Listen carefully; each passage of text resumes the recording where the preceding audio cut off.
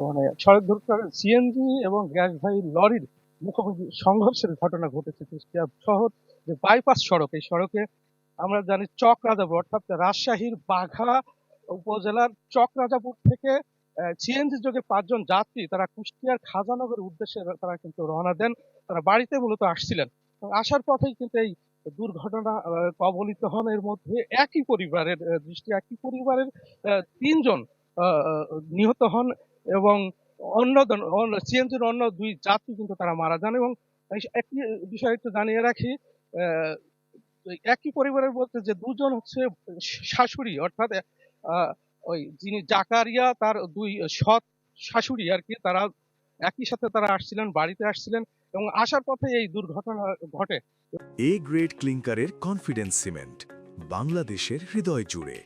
এবং এই দুর্ঘটনা ঘটার পর আমরা জানি যে কুষ্টিয়া হাইওয়ে পুলিশের অফিসার ইনচার্জ তিনি জানাচ্ছিলেন, তার সাথে কিছুক্ষণ আগে কথা হয়েছে,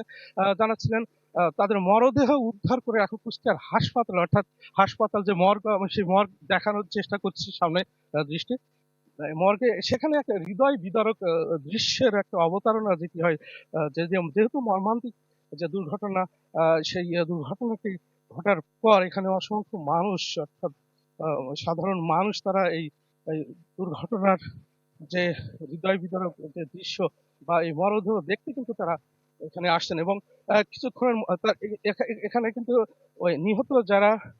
তাদের স্বজনরা কিন্তু এই মর্গের সামনে অবস্থান করছেন এবং মরদেহ নেয়ার জন্য, অর্থাৎ নিজ এলাকাতে কুষ্টিয়ার খাজানগরে তারা এই মরদেহ ৫টি মরদেহ তারা সেখান থেকে নিয়ে যাওয়ার জন্য তারা এখানে অপেক্ষা করছেন। এবং যে প্রক্রিয়া, সেই প্রক্রিয়া আমরা একটু দেখানোর চেষ্টা করব। এখানে হাইওয়ে পুলিশ এবং থানা পুলিশের সদস্যরা তারা কিন্তু এসেছেন এবং এখানে খাজানগরের বেশ কয়েকজন ব্যবসায়ী রয়েছেন, তারা কিন্তু এই মরদেহ